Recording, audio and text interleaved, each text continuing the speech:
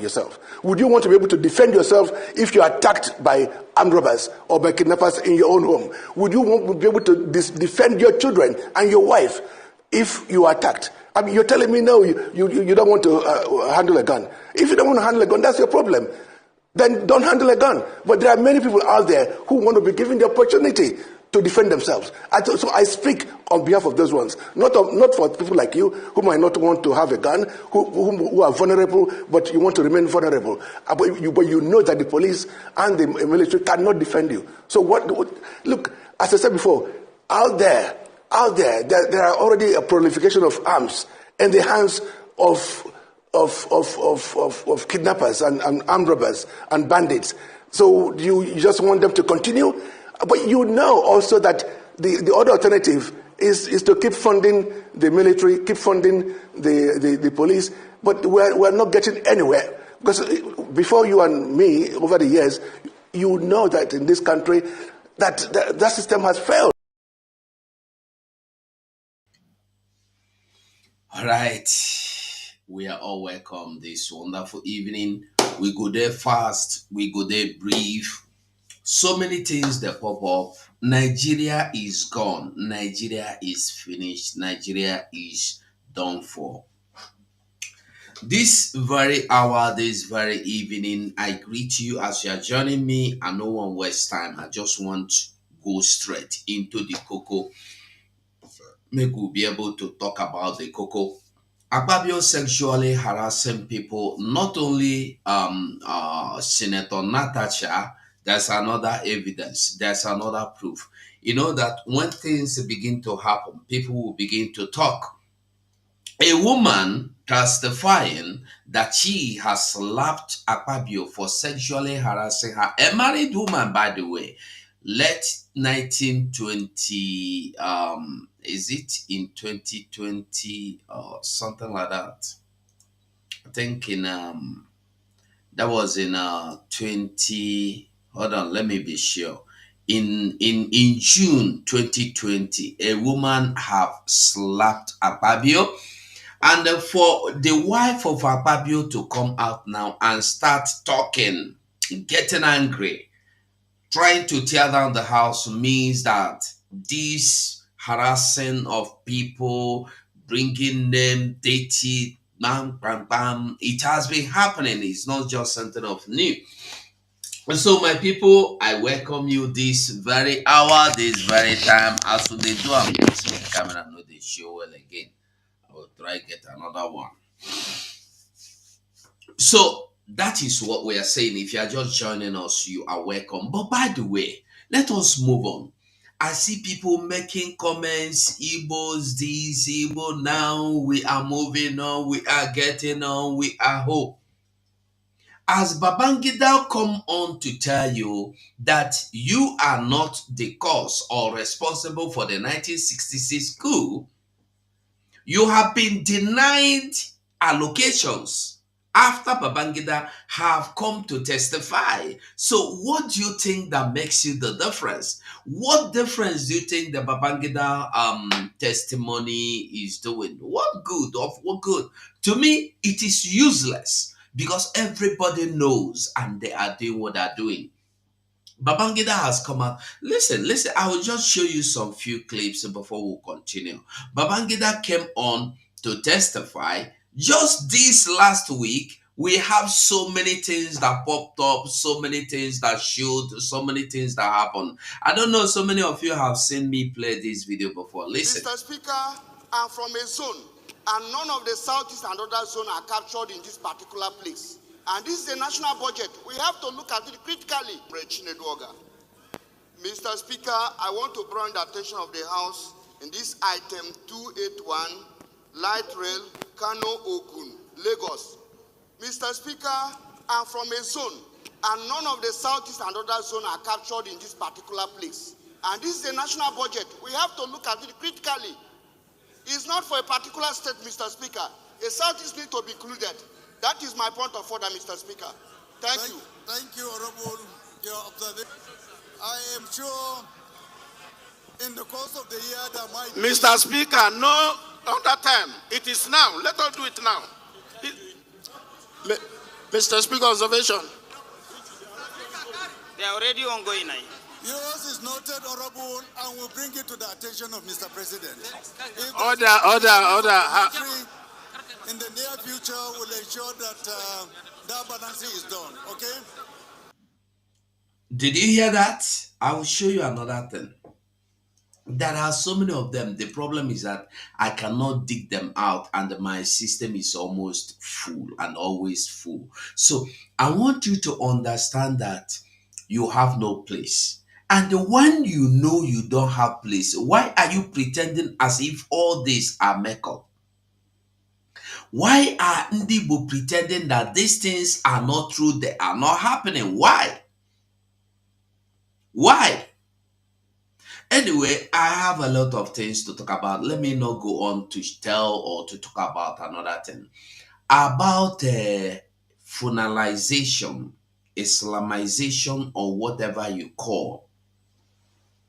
I greet everybody. I just jump in and start doing, because by 7 o'clock this evening we have a program. In less than 1.5 hours we'll have a program that is coming on by the government, the IT department, about ID card. Those that have problems with their ID card, unfinished registration, hanging registration, unfinished payment, or any kind of problem, whether you finish paying and yet you still have not seen your ID card, it's time you come up this evening to make your case known to the, not when we are doing fundraising, you will come there and start telling us about ID card. This is the exact time you have to come and talk about your ID card. Mike, I see you. Dennis, I greet you. Kenneth, I greet you. They won't. So, like I was saying, Babangida coming to testify that Igbos are not the problem they have. People are not even bothered to ask if Igbos were not the cause of the they were not responsible for the coup. Why were they massacred? Why are they being massacred? Why are they minors? Why are they not bad? Why are they being denied their locations and the other ones and the other ones? Why have they been minors? Nobody is asking this question. Like I always tell you, that these things happening today did not just start today. This started before the formation of Nigeria. Clean of our people, dehumanization, iwe possessing the mother. No be today. It started before now. Before the creation of Nigeria. And all these were the things Ojukwu saw. And they said, make we carry my people go. They said no.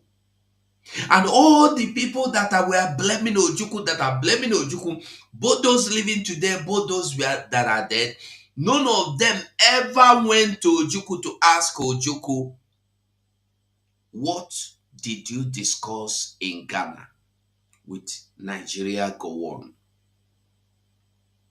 None of them has ever come out in public to discuss their Buri Accord.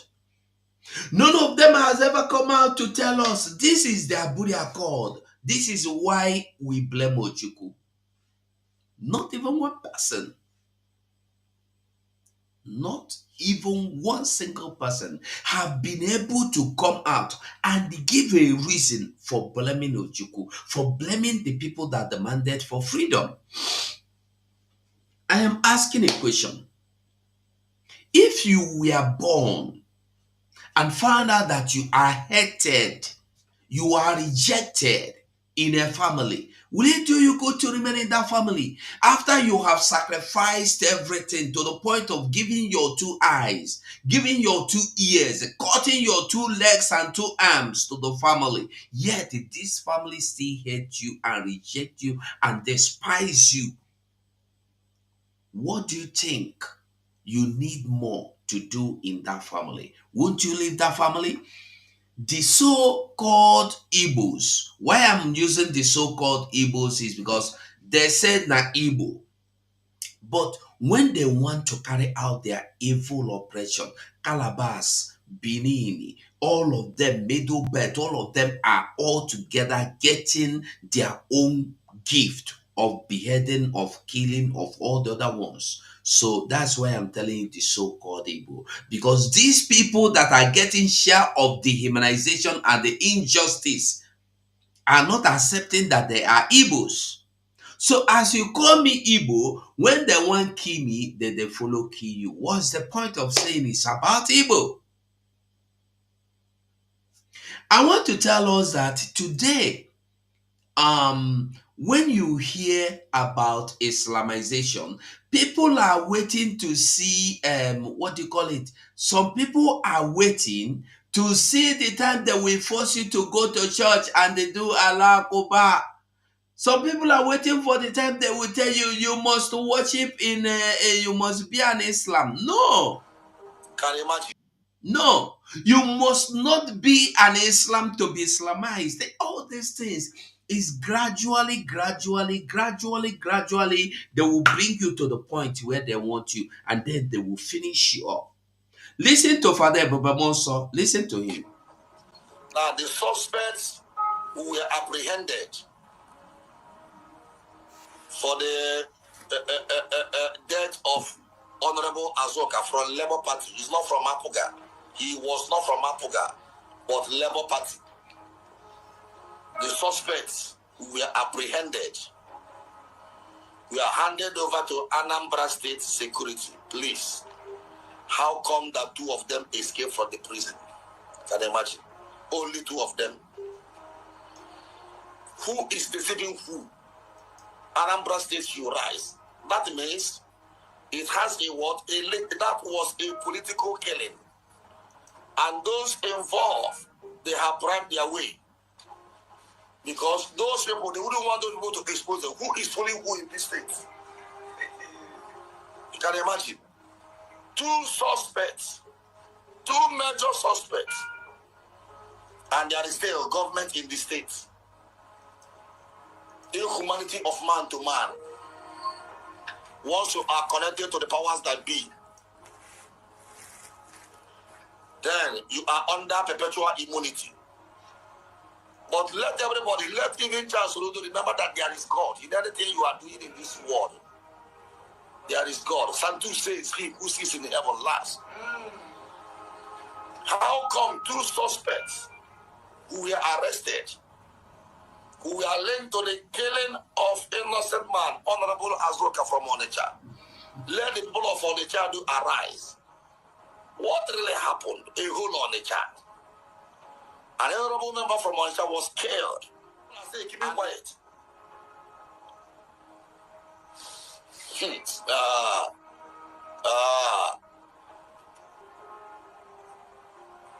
I said it earlier. You are on your own. There is this strange, strange demonic force and the wind hovering around Anambra. Now, if you are connected, you are a believer. Even those kidnappers, they were linked. Some of them were linked to high profile. Even some PGs were mentioned. Some Igbos. Where are they today? None of them have been arrested because they bribed their way. I wonder. Soludo is not in charge of this state at all.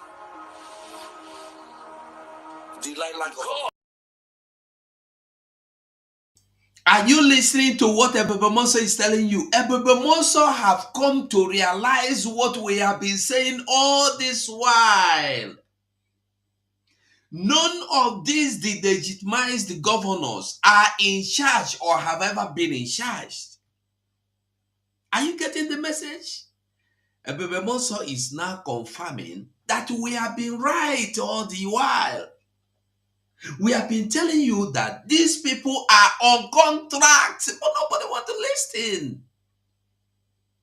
Are you seeing it? Akpbio have confirmed it. This is what you cannot hear from ordinary human being. He is saying this probably because on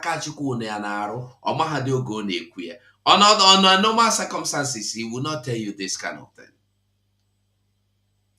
He is telling you that Soludo is not the one in charge. That is why Soludo is now finalizing everybody. That is why, and let me tell you, this is an orchestrated plan.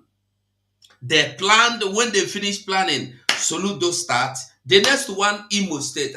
We will show you. Imo State is starting. And what are they doing? Remember yesterday or 2 days ago, I was telling us about Islamization of our people. Our people no green listen.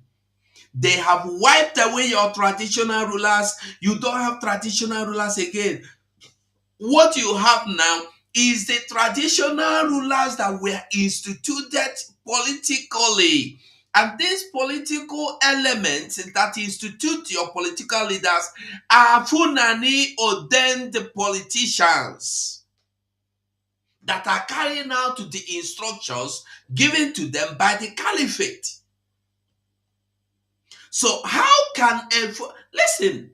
People are not understanding that these people you call your president, your governor, your senators has been sworn into an evil court that they can never be freed from.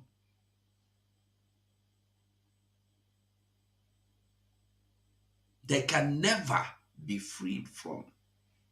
Yes, they must remain inside there. That is why you see in Anambra State today, Soludo is doing what he's doing. What is he doing? Because he is not under the. He is just like a tool, screwdriver. If you want to use a screwdriver to tighten something, that screwdriver don't have power to tell you, take me anti-clockwise or take me clockwise. It is left for you to decide if you want to turn it like this or turn it like this. So Soludo and all the rest of them are like a tool in the hands of the caliphate. They are like tools in the hands of the godfathers of that country you call Nigeria. They are like tools in the hands of terrorist state of Zoo, being sent to the land of Biafra to devour, to destroy, and to tear apart.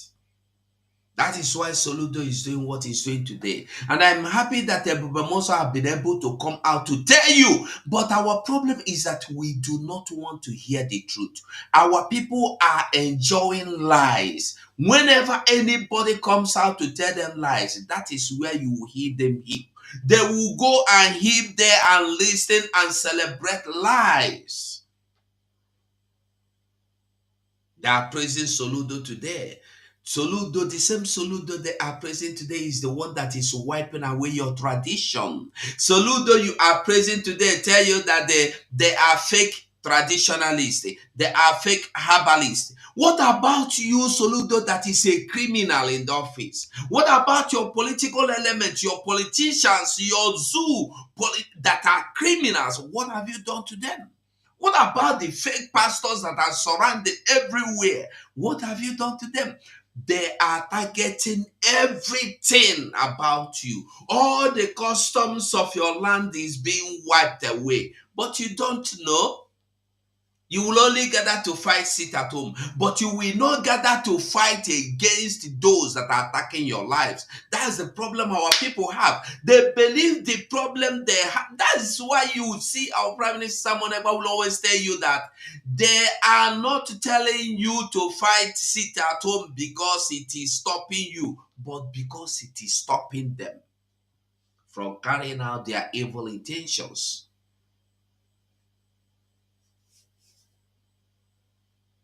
Today, Soludo is busy removing people's life, taking people's life, doing whatever he wants. Soludo today have Nigerian police that cannot carry out anything, have Nigerian army that cannot do anything. Soludo instituted his own army and police. Personally for Soludo, what do you call them? Are they not Hizbah army? Are they not Hizbah police? Are they not Islamic police and army? What is the difference between Soludo police and the army in Anambra that he formed from the people we see in the north that are Hizbah army? Telling people how to dress, telling people how to walk, telling people how to talk, telling people when to eat and when not to eat. What is the difference? Soludo have begun it. Imo State is coming to take over. They wanted to cover somebody. They wanted to cover a crime. That's why they quietly allowed those people to escape in order to cover our car. Onitsha people, you must rise. You must ask the government of Anambra State, the killers of your brother, or the spirit of Azoka will not rest. And so many people who were killed, who had been killed in Anambra State, and covered just like that. Let their spirit arise and fight. Amen.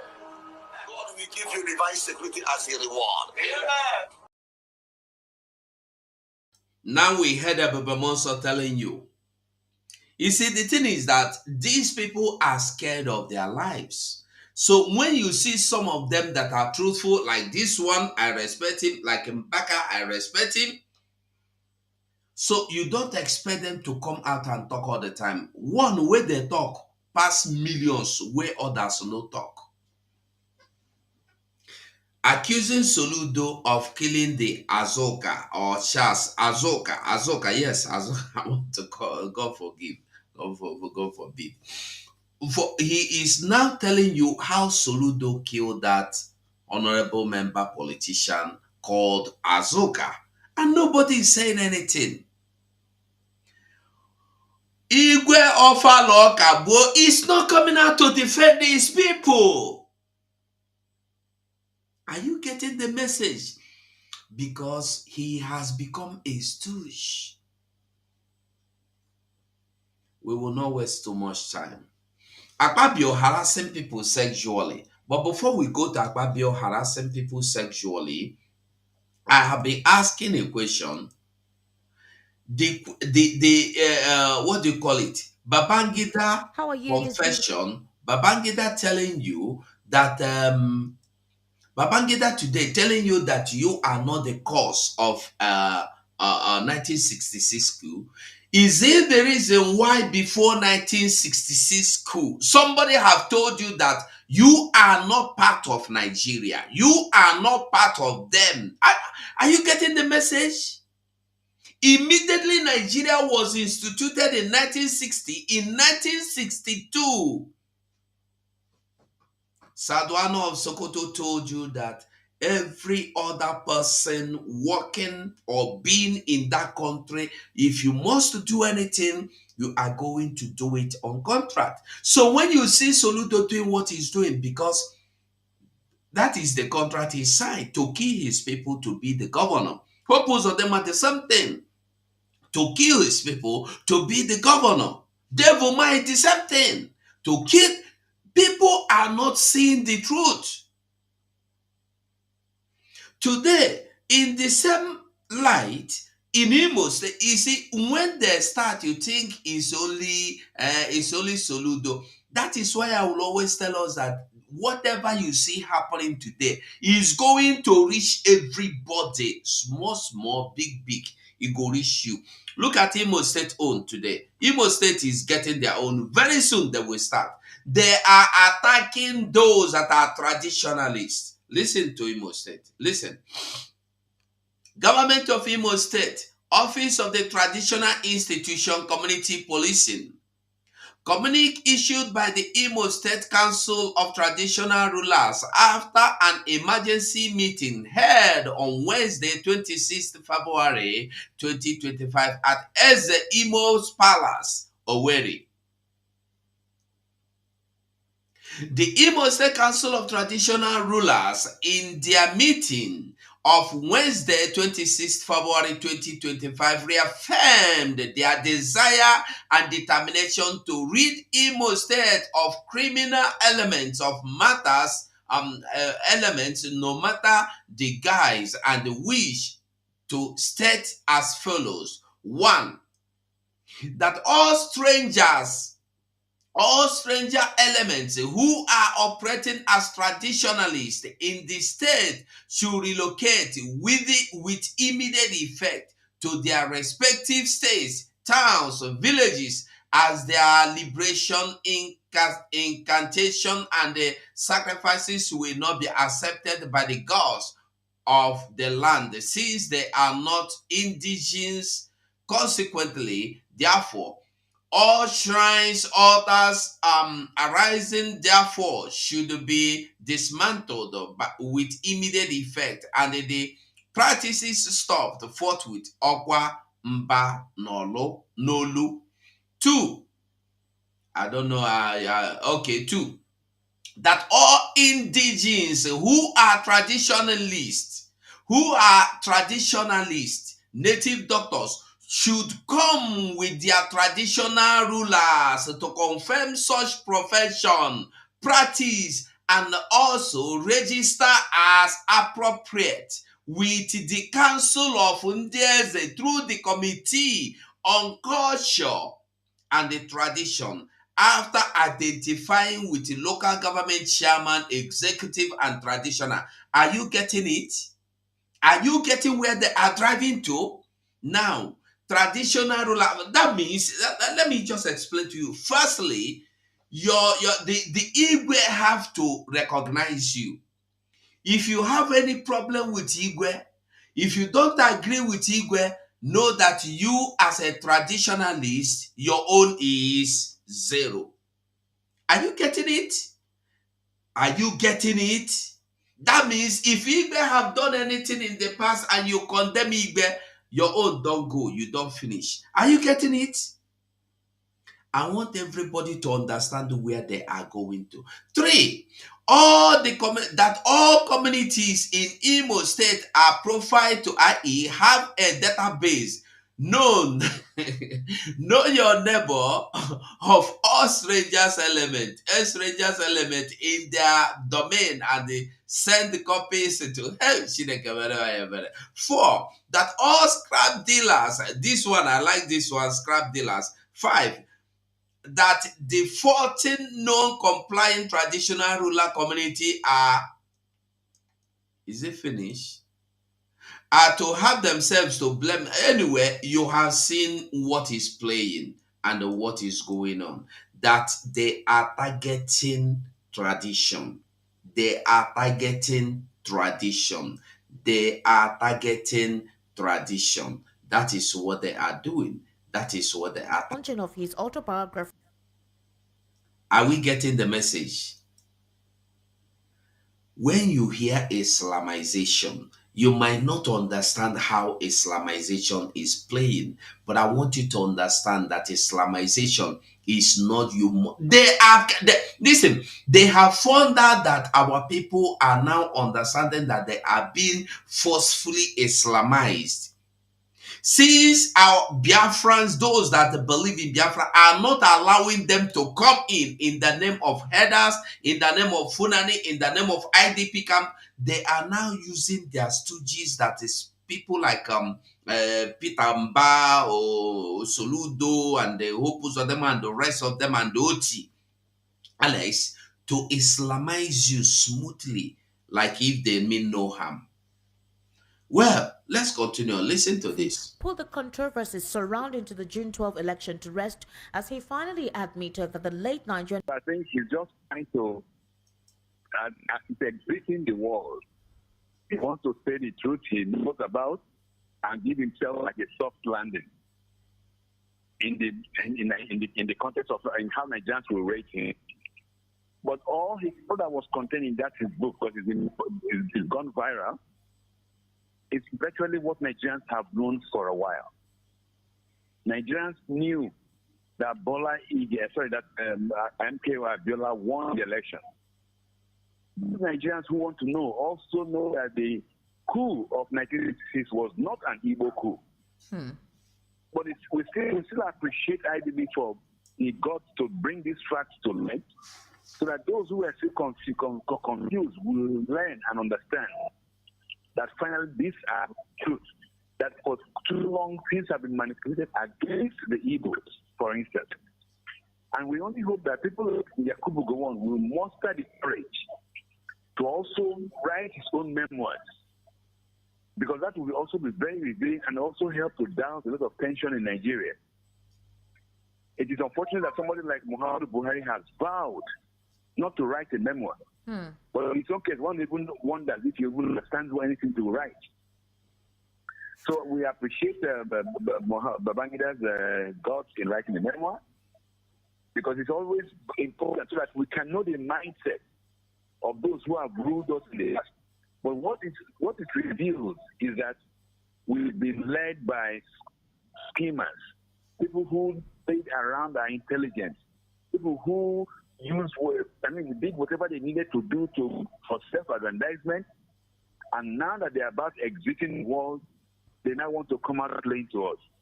So Nigerians should also know that even in today's Nigeria, with Bola Tinubu in office, I won't be surprised if down the road, Mr. Platin will also write some memoirs and reveals that indeed he knows he did not win the elections and nothing can happen. Thank you.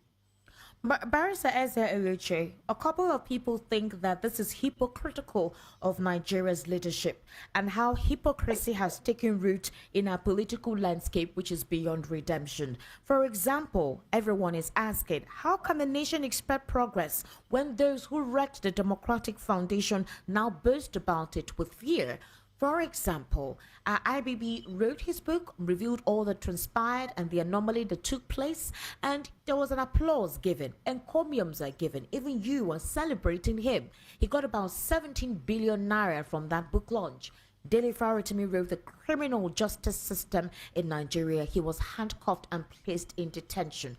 These contrasts when it comes to exposing the rot in our polity and celebrating those who were part of it is a disparity that Nigerians are talking about that will continue to dampen the very progress of our democratic dispensation. How do you react to the fact that most other people were there who came out to express their gratitude? There was even somebody who came out to express the fact that he benefited from the regime of General Ibrahim Babangida, and others who came out to talk about his prowess when it came to privatization and opening the borders for investment in Nigeria's economy. They praised him in that regard. But the issue underlies the fact that who will answer for the blood that was shed during the annulment of the Abiola War in 1993? Who will answer for the unnecessary killings of those who actually were just basic casualties of the civil war and have suffered the consequences of it? Who would answer? Who would take the punishment for that? Well, what Nigerians have to realize, what has been proved by the mammoth crowd of ex-this and ex-that that graced Babangida's book launch, is that from the 60s, from the Gowon school to date, Nigerians have been ruled by the same crop of people. They have manipulated us, they have done coups, they have changed rulers, they have won elections with all the same characters. They change uniform from military to civilian and back to civilian to military, but it's the same crop of people, and that is why there has been virtually no change in Nigeria. It has been a gradual downward spiral, so that everybody who was there doesn't speak well of Nigeria. It means that the same pattern, the same gang have ruled this country. And when you listen to the testimonies of the best people who are giving Babangida money, it was like a padi affair. After they came and said, "You made me, you picked me out, and you made me special." But they also repeated the same thing. The boss guy also said the same thing. These were characters who were enriching by these rulers, and anyway. This video, let me just take us back a little so we understand what we are talking about. The barrister's analysis is not important. Before we go to Akpbio's side, I just want you to understand that this Nigeria, if you started from beginning, although I jumped in, I did not do any intro, I just started. So if you go back to beginning, you will understand where we are coming from. I want you to know that Nigeria cannot be anything good. Even till now, some people are there singing praises of of Nigeria as we talk. Some people are busy dancing and waiting for P2B to come and lead them into heaven. Some people still believe that Nigeria is their own. Some people are still hoping that Nigeria, yes, now today that Nigeria has today that what I've forgotten how they say it. Today now that Babangida have come out to confirm, we are now together with you. We should move along. You should give us this. You are a fool, oh. If you don't know, you be fool, oh. Fool, you don't fool. Not to throw away remain. They go carry you through away. Because Clement, I greet you, my dear brother. If you don't even understand that they were doing what they were doing because that is what they want to know. That is what they want to do. Listen to this. Secondary research attached to their book. I'm going to start off with a write-up that I read on X. Somebody was responding to one of the prominent elites that wrote something in reaction to what transpired in the Southeast right there with the, with the book that was released by General Ibrahim Babangida. That book, like I told you, is a lot that, a couple of people feel has risen up old wounds that they would prefer to have remained buried. When I read that outlet, then we'll now go into certain issues that transpired before the Civil War, and indeed if Nigeria actually needs to apologize, because Ohaneze Indiwo is calling on President Bola Ahmed Tinubu, as long as other political elites in their several regions, to apologize to the Igbos, for they have suffered and lost a lot in the cause of having to want Nigeria to become one. Like I said, it's a lot to actually digest, and I would like us to listen adequately. Now, this person on X responding said that the recent revelation by former head of state General Ibrahim Babangida that the June 12, 1993 election was indeed won by Chief M.K. Abiola, despite being the very person who annulled it, is nothing short of a slap in the face of justice, democracy, and the collective memory of Nigerians. That he could make such a confession in a grand event attended by the very custodians of our present democracy, President Bola Ahmed Tinubu, state governors, and members of the National Assembly, without consequence, only underscores the moral decay that has engulfed Nigeria's leadership. In societies where accountability is not a mere slogan but a principle, Babangida would have been immediately picked up for questioning, and admission would have triggered a full-scale investigation into one of Nigeria's darkest political betrayals. But not in Nigeria. Here, criminals in high places are not only shielded but celebrated, and impunity is dressed as statesmanship. The hypocrisy that has taken root in this country is beyond redemption. He went further to also articulate that how can a nation grow from there? The hypocrisy taking root in this country is beyond redemption. How can a nation expect to progress when those who wrecked its democratic foundation now boast about it without fear?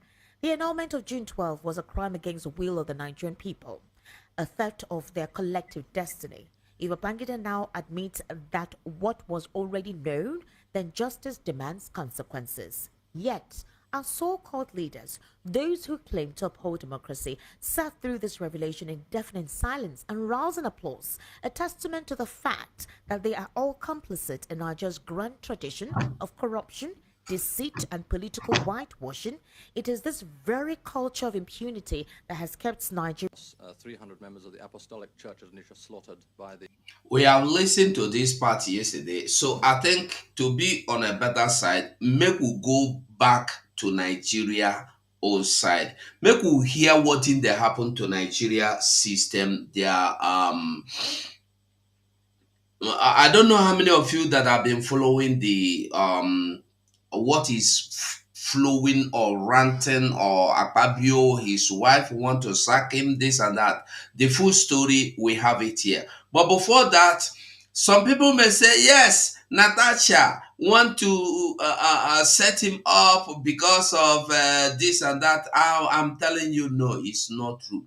Because as at 5 years ago, we have somebody who have testified that Akpbio have sexually harassed her, and then she was Akpbio good slap.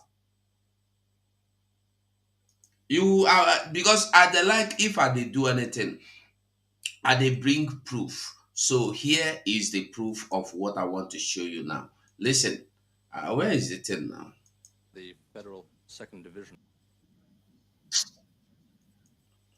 No. Okay, this one. Okay, now listen to this. Here I have a video to bring, but before we play the video, I want you to just see a proof that the woman is not Despite being just referred lying. to by The woman is not just lying. So look, watch this. I'll put it here so it will be more clearer. So this woman you see here now, listen. You see the woman? He said, I slapped Akpbio for sexually harassing me. Ex-NDDC chief says, by Queen Esther Ronasi, July 13, 2020. Are you getting it? Former acting manager, director of the Niger Delta Development Commission, NDDC, Joy Nunia, has claimed that she slapped the Minister of Niger Delta Affairs. So what she do, where is this now? What Akpbio do is to harass women sexually. Sexually. So if this woman can be bold, if this woman said this 5 years ago, and today, we still have something like that popping up, rising, falling. People are not getting the message. In 2020, this woman accused Akpbio, Amwezuike, Utuezuike, accused him of sexually harassing and to the point of slapping him. Boam! Today, he come to harass another woman, married woman, to the point of harassing the woman before her own husband, and the husband found out. And this woman has been trying to cover Akpbio before the husband. Listen to this from referred to the end. Senate Committee on Ethics, Privileges and Public Petitions for Disciplinary Review. Senator Natasha Akpoti has filed a lawsuit against the President of the Senate, Senator Godswill Akpabio, for alleged defamation. Akpoti Udwanga raised concerns after her seat was being reassigned following a shuffle triggered by opposition members switching to the majority wing. She resisted relocation, leading to a confrontation and her and the Senate President. In the suit filed before the Federal Capital Territory High Court on 25th of February, the Senate President of Federal Republican Legislative aides to the Senate President, Ufon Patrick, were listed as second and third defendants. Meanwhile, Citizens Network for Peace and Development and Civil Society Organization, CSO, has asked Natasha Akpoti, Senator representing Kogi, to redirect her energy to legislative duties. In a statement, Francis Wanner, the executive director of CSO, asked the lawmaker to refrain from activities as perceived as distraction to the Senate. Wanner said the Kogi senator should be fighting for poor Nigerians rather than fighting over seat allocation in the chamber. So joining us now on the show is Senator Natasha Akpoti, this day award Senator of the Year, member representing Kogi Central at the National Assembly. Let's go to it because there's a lot to talk about, Natasha, and there's a one for time. There's been some allegations, of corruption against you by some Northern, youth association. Can you address those allegations? That's number one. Number two, can you tell us how seats are being arranged, in the Senate and what transpired, your take on that? That's number two. And really, I'd like to know, you and Akpabio today, you and Akpabio another time, what is really the matter between you and Akpabio? Because I hear that both families are friends. So I'd like to really know what is going on. Why always you and Senate President Akpabio? Those three questions. Good morning, Rufai. Good morning, Ayo. Good morning, Professor Killer. Thank you so much for having me on your show. And also thank you for awarding me as the Senator of the Year. It's quite unfortunate that after such a long break from me being in studio, this scenario had to bring me in here. And going straight to your first question, which is the allegations, the petition against me on, by a certain northern group, which has to do with the conduct of my office as the chair of the local content committee. I would first say that the allegations are baseless, but in as they are hampering on my integrity, I am glad to throw some light on it. The first allegation there was on the misappropriation of the funds in the account and withholding the interest, as it said. I would like to say this, that when I resumed as chair, I have the bank statement here. It's the Sterling, is an account under the name Senate Committee on Local Content, and the account is with Sterling Bank, and the account number is 00662082209. And when I resumed as chair of the committee, the account balance was 0. And then gradually, at the time I handed over to the next chairman, the account had 13,649,335 naira and 4 kobo. And I will say this, the first month after my resumption, the clerk of the committee, whose name is well listed there, probably the lady who is behind this petition, Mrs. Edith Aja, she approached me in January and said, oh, the first month's payment has gotten in. And I was like, what do you mean by that? She told me that every month, every committee in the National Assembly receives 950,000 naira as running or operational costs.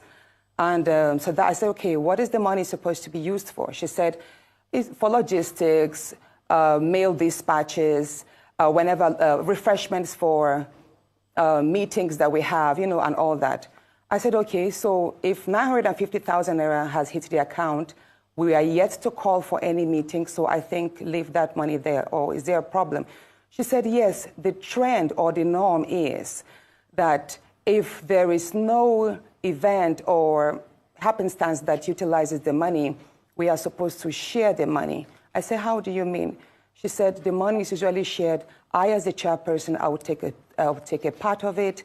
I'll give some to my deputy, and the rest of the money will be shared amongst the staff of the local content committee. And I was like, did you say that is what happens? She said, yes, that is what my predecessor did, and that is what happens in all the committees in the National Assembly. I said, well, you know what? That money, if it's meant to service the operations of the committee, it's not meant to enrich my pockets. It's not meant to enrich the pockets of the staff.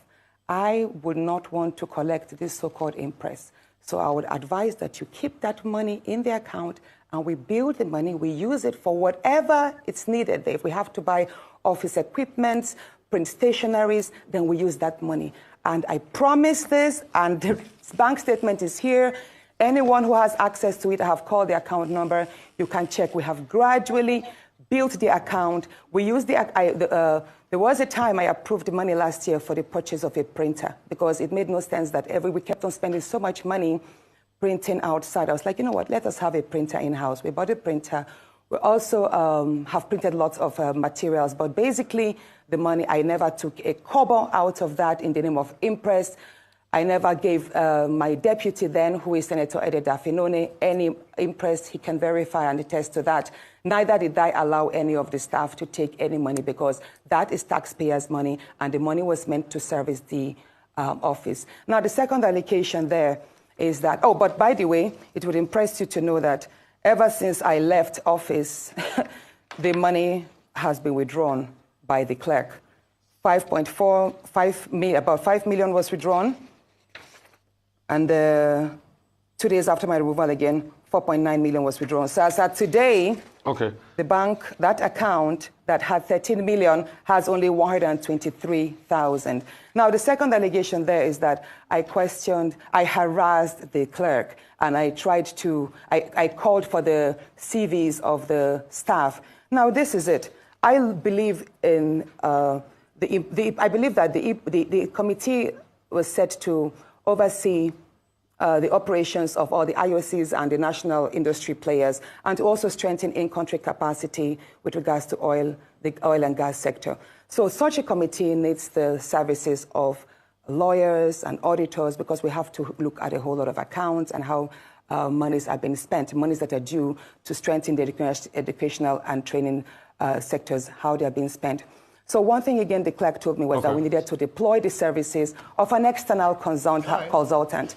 And I told her, I was like, why do we have to deploy the services of an external consultant when we have in-house staff?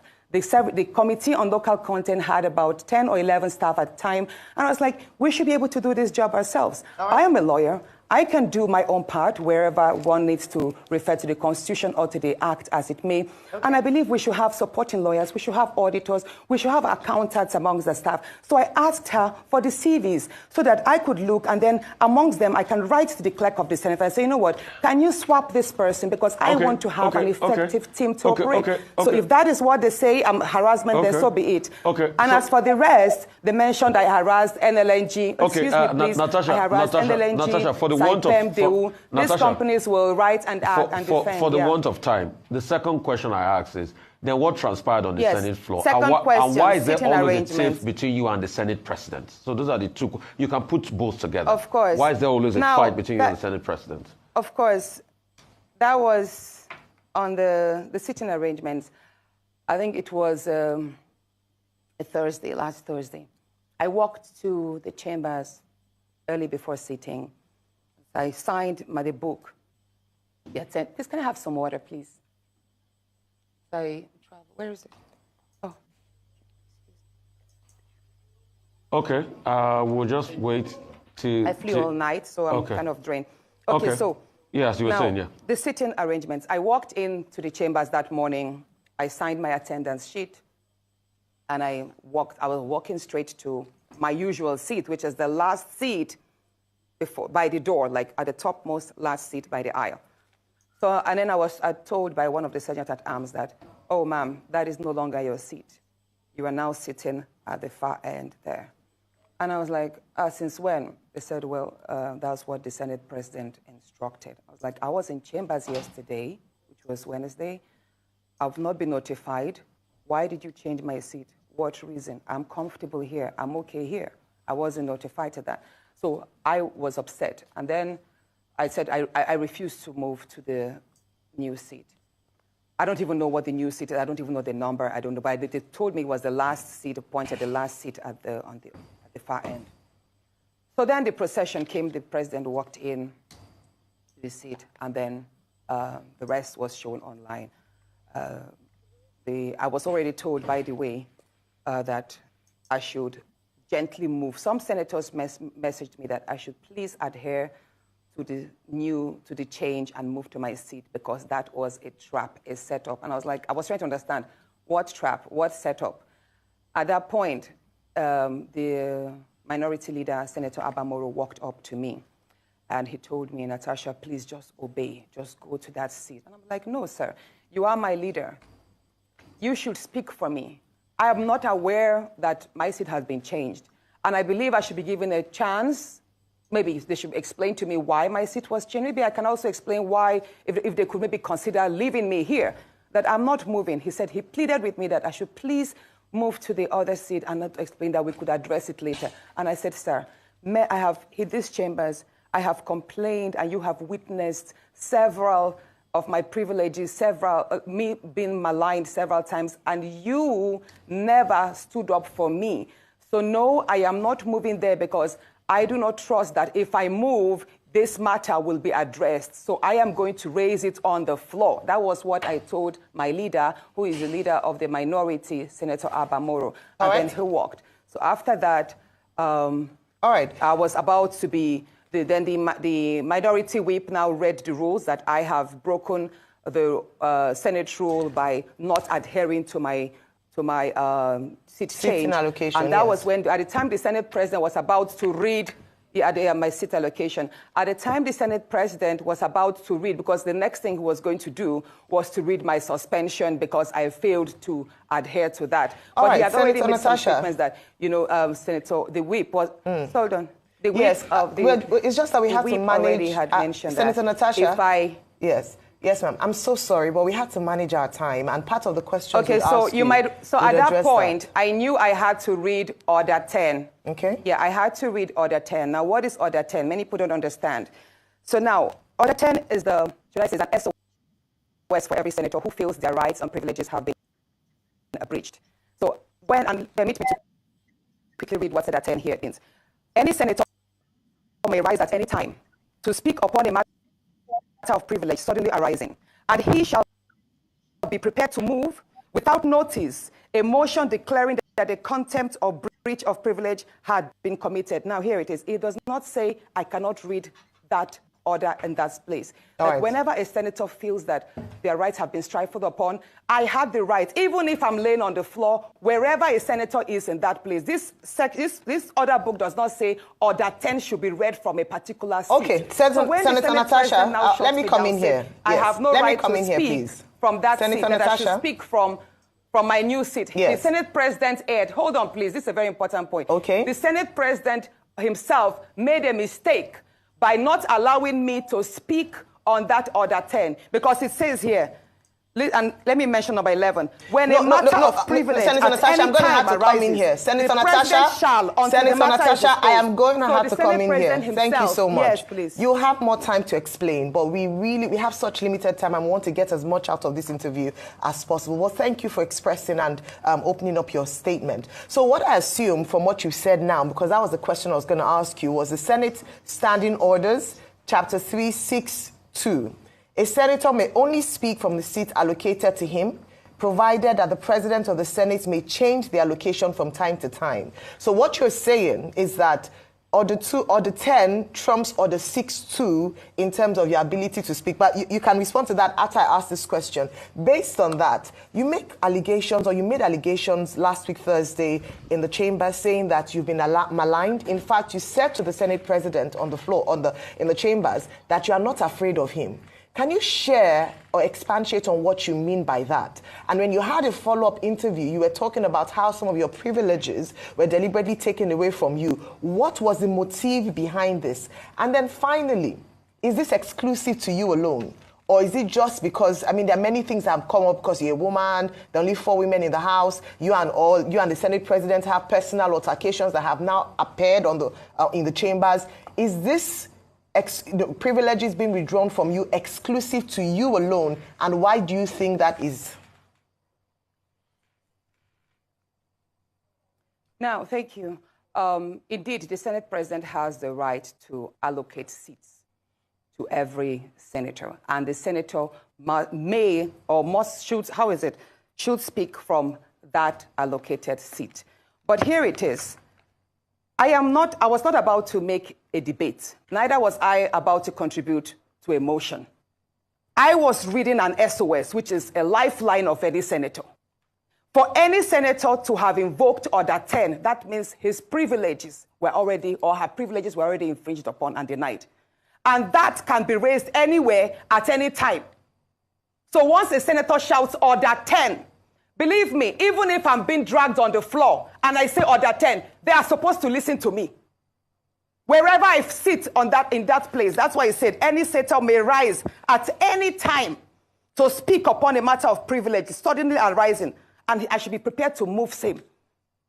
So in this part, the Senate President, once I raised Order 10, he ought to have allowed me to speak. And then he could have maybe taken his own discretion to overrule it, or move that complaint to the Ethics and Privileges Committee. But the Senate President failed to do that. Instead, he ordered that the Sergeant at Arms should move me out of the chambers and prepare for my suspension. Okay, next question. Now, you're talking about my outburst. Yes, I did mention.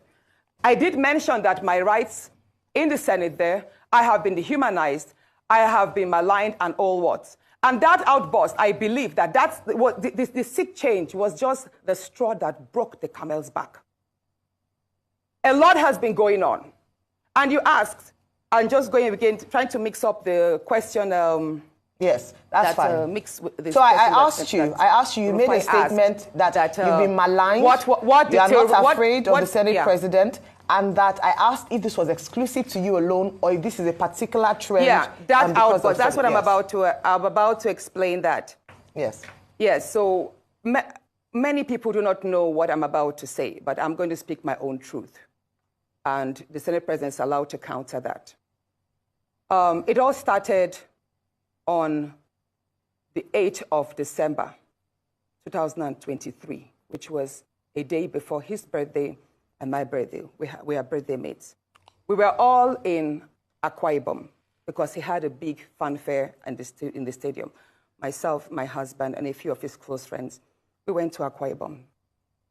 And at first, we were at Ikot-Ekpene. We were in his house in Ikot-Ekpene.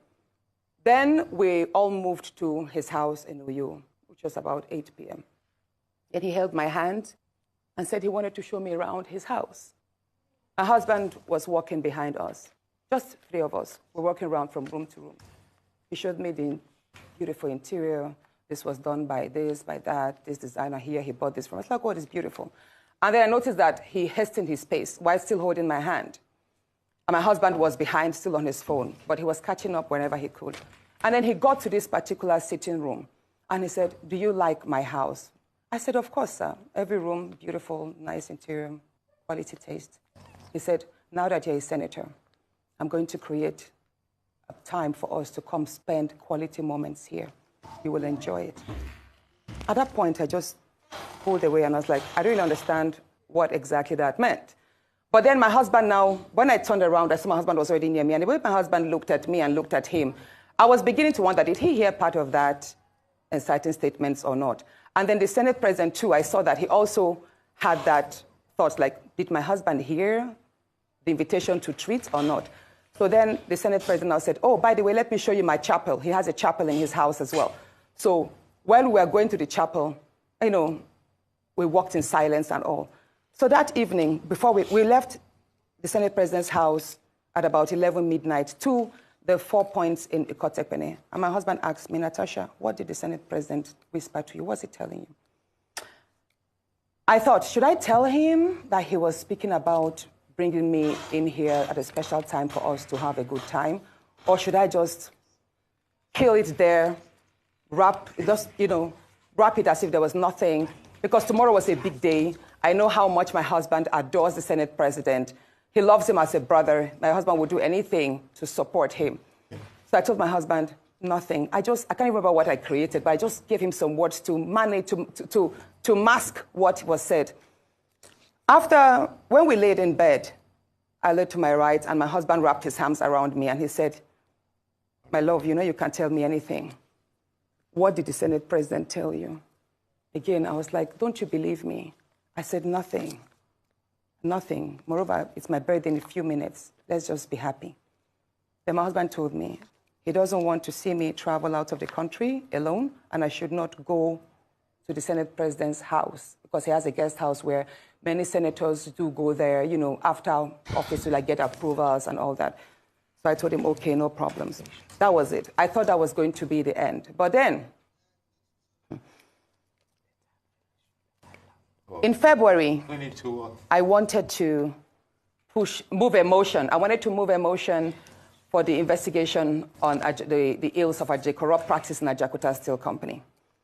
I listed that motion 5 times. It was the 6th time that it was listed on the order paper that was approved. Many senators can testify to that. Each time the motion is listed, just before he takes it, he will say, "Oh, Senator Natasha, we can't take this motion because the board of the Senate does not accommodate it." Or he will speak on others and then let it drag so that just before my motion is taken, the time will be well spent.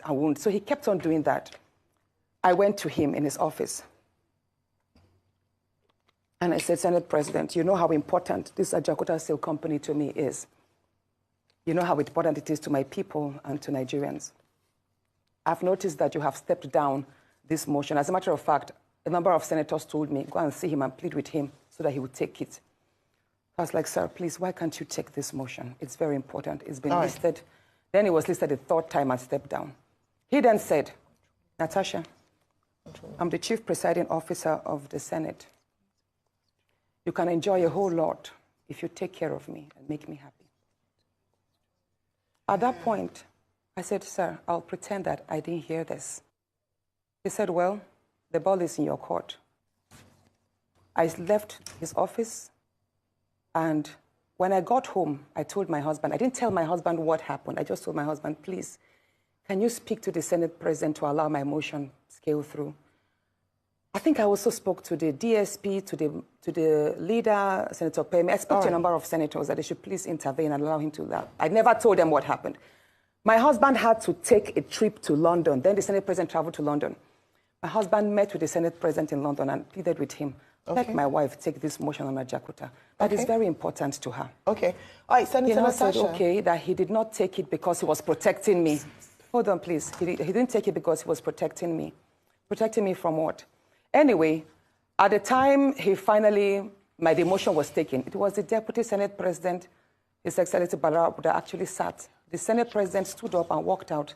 So it was Senator Barao that actually took it. All right, Senator Natasha. And from there, many other incidents happened. Yes, Senator Let's Natasha. talk about the nightclub. Yes. Hold on, let's talk about the nightclub incident. Professor Kila is going to ask you a question. I'm so sorry to have to interject here, but I just want to mention that, and I'm glad you gave the caveat at the beginning of your statement, that this is your side of the story, and the Senate President has the right to defend himself or to counter what happened between you privately. So what I assume, or for what you're saying, is that what happened last week Thursday began from a private conversation, and then you have felt like you've been maligned as a result of you not agreeing to certain propositions, right? Yes. Okay, so what has happened? You know the story of when a student keeps being failed. Yes. Please, let me say this, Ayo. You know the situation we see in universities whereby a student is continuously being failed just because she has not slept with the lecturer. That's what I've been facing, in simple terms. Thank you. Professor Kila. That is what I have been going through. Thank you very much, and Professor Kila. Now, moving to, should I speak about the nightclub incident? No, that's okay. Professor Kila will come in now. Thank you. Don't do that. It's quite time to come in because you've just indicted the lecturer indirectly. And I'm coming to ask you a question. Senator, it is from your side of the story, it is clear there's a lot of undercurrent and personal issues that had led to the, should we call it the outburst on the allocation of chair thing. There's a lot going on, and you've made a series of allegations which indicts the Senate President morally, if not criminally, at least. And there's the indictment of abuse of power because if he's refusing you to do your duty for personal reasons, we need to see if he has the right to do that. But let me ask you a question, just to simplify. This idea of your seat was reallocated and you don't want to use it. What's in a seat? Why was it so important for you not to just move as you've been told to do so and deal with it later? What's the importance of saying no to that seat allocation? Thank you so much, Professor Kila. Sitting arrangements in the National Assembly or in the chambers is very critical. That is why at the forefront, we have the leadership. And after them, we have ranking senators, you know, second-timers, third-timers sitting there. And the nearer you are to the Senate President, the more visible you are. You're able to interface with the daily activities, and then you have more visualized, like the cameras capture you more. You're more present as against being a backbencher. So where I am sitting, the Senate President sits at the lowest point, while I am sitting at the topmost point, but on the same level. So, Senator, it is, Senator, I'll recap for you. So whenever whenever I stand... Yes. It is safe to say that... Where I was moved to was you felt they were reducing you. Where the workers, the chamber staff sit. So you felt they were relegating you. They were relegating you. If they say, hold on. Exactly. Let me say this. Yes. His excuse that it's because there were 2 vacant seats due to the decamping of the senators, right? Yes. And that they had to, why did they have to pick on me to start the shift? There were other senators that were in front of me that would have filled the seat. Why did it have to be me to fill in the seat at the far corner?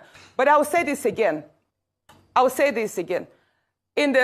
you see where I sit at the back, there is a silent degrading of senators that, as they say, came from court. Yeah. We are made to feel as if we are lower than our other colleagues that resumed office and were sworn in earlier than us, even though we're all first-timers.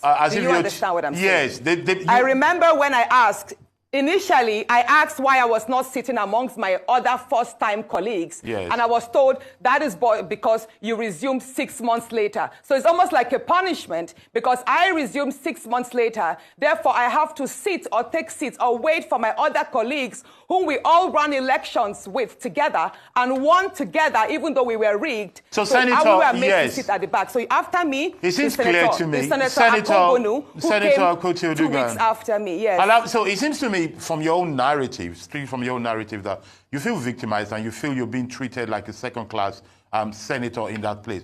Let me ask you a question based on your own narrative.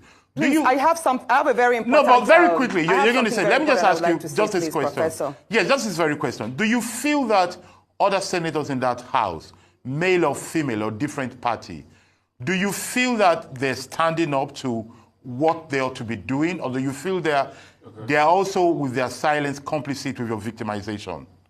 I want you to judge the whole Senate, 109 men and women. No.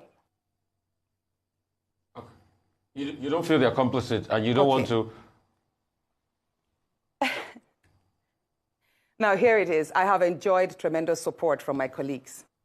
And the fact that a number of my colleagues have not spoken out publicly in my defense or criticized what has happened does not mean that they do not visit me privately at home or they do not call on me to give me words of encouragement. Why they are yet to come up openly and criticize the activities of the Senate President, probably that's best known to them. However, one question I have been asked a number of times is, why are the women silent? Why are the 3 other women silent? Yes, so why, Senator? Why do you think they're silent? The day I filed the suit of defamation, the suit that whereby the Senate President's SLA on new media, Mr. Patrick Mfong, sexualized me by addressing my attire as being transparent, and that the only thing I know how to do is to wear pancake to the chambers. So when I filed that suit, Senator Ireti Kingibe, hold on, Senator Ireti Kingibe, Senator Natasha, and Senator we're low on time, 3 women who send messages to me that they do not support the litigation. And none of them have called, apart from Senator Ireti, that called my husband to tell me to withdraw that suit and all that. And my husband charged her that you were the same person who had come to the house to tell him that the ST was hitting on his wife sexually. So why are you now against my wife standing up for her rights? So let me tell you something, Mr. which nobody knows. No, Mr. Rufai, please allow me to say this, please. Please go ahead. Can I say this? Please go ahead. Please go ahead, Senator. Please go ahead. Now, at the nightclub incident, I believe that was not a slip of tongue. That was not a slip of tongue. He has a number of times told me that there are various ways we can have fun. If we travel, he has a way of making the whole the house, the space. He can basically create a party in the space. Do you understand? Like a nightclub in the space and would have fun and all of that. So that nightclub incident statement was not a mistake. It was more like out of the abundance of the heart, the mouth speaketh. But let me say this. The day before please, Rufai, let me laugh. Go ahead, Natasha. Go ahead. Let me speak. Please go ahead. Please go ahead. If you don't want me to speak, I'll walk out and complete this on my Facebook, please. Please go ahead. We're Natasha. trying to manage time, Senator, but go ahead and finish it quickly. We're trying to manage time, but please go ahead. The night, or should I say that morning, early hours of the morning that he apologized, which was 23rd of July, 2024. That was the morning he apologized. So the night about, I have it printed here, I have the screenshots of the phone call. It was 14 minutes past midnight when my phone rang. The leader of the House called me, Senator Michael Bamidele Akpbio called me, and he said, Senator, how are you? I said, I'm fine. He said, you know, in the wake of all of this rancor, if the Senate President goes down, I will go down too. And I said, what do you mean, sir? At that point, I woke my husband up because he had fallen asleep before me. I said, are you calling me to threaten me? I could hear murmurs from the Senate President. I could hear the Senate President's voice at the background because I could tell it was on speakerphone. He said, no, I'm just telling you that, you know, there's a whole lot of attack on the Senate President, and if things go down, if he resigns or something happens, I should know that I'm going to be held responsible, and I also go down. At that point, I started shouting. I was like, you can't call me at midnight and threaten me, sir. You can't do this. And mind you, I was actually surprised because the leader of the House is someone I respect greatly. He's a very good friend. He's a very calm person. And I believe, I'm saying it, that if he actually made those statements, he probably was told to do so. So I dropped the line. And then I dropped the line. The first conversation was just 2 minutes, 33 seconds. Then my phone rang again at 26 minutes past midnight that same day. And then it was the same call, Senator Akpbio's line, but then it was the Senate President's voice. He said, Princess of the Senate. That's how he calls me casually. You know, I've been attacked. My wife has not slept for days. She's been crying. She's received lots of insults, all because of you. I said, no, sir, it's not because of me. It's because of you. I didn't force you to order that statement.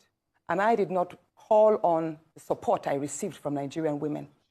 So don't blame it on me. Say, no, he's telling me this because the Dane of Akpbio, I think he's a king in Akpbio in Delta State.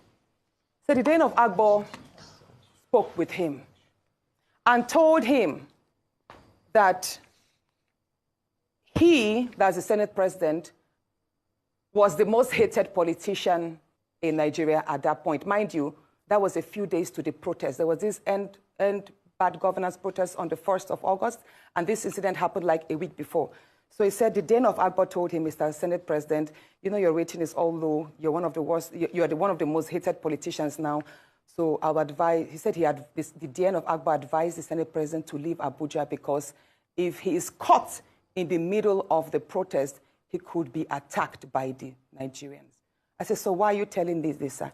He said he's telling me because he found it insulting that the Dane of Akpbio would tell him to leave, to run away, to leave Abuja. And that he's telling me, so Natasha, I'm telling you, go and tell them that if anybody over the age of 20 approaches me during the protest, I will get, what was the word? Hold on.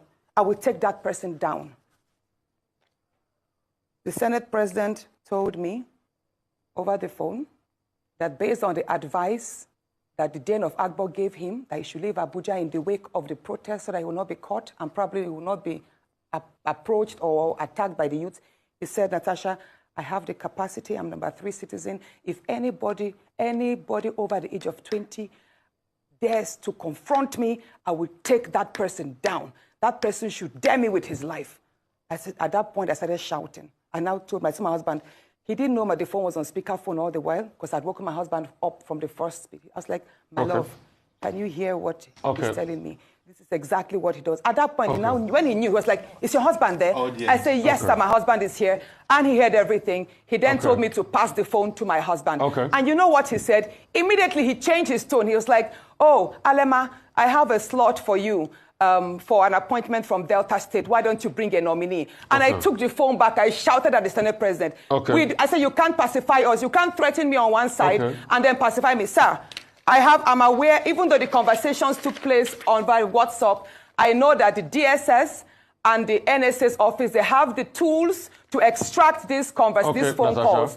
And I'm going to publish if, yes, sir. Okay, Senator Natasha, thank you. And he told me that, well, all you want, hold on, please. He then told me that, all I want is an apology. He would apologize on the floor that morning and that he expects me to accept it. So all that morning, when I walked in, I was already threatened. I was already petrified. This is a man who had already called me at midnight, so I didn't sleep all night. I just had to say to his seamless apology. Senator Natasha Akpoti, thank you so much for being here. He who alleges must prove. I'm sure you have all your proof, because they are on the other side are also going to demand all of it, and you have to put it out there. So thank you so much for your time. Thank you so much for honoring us today with you. All right. I hope we get this very well. I'm not able to analyze or talk about it or say anything because actually we don't have the time. We are going to be joining the IT department in their ID card. So please, if you have any problem concerning your ID card, join us now. It will be streamlined, but it will be good you join through Zoom for you to be able to ask any kind of question, anything you want to ask, whether you've started or it is hanging or you've not even done it before. Join the Zoom.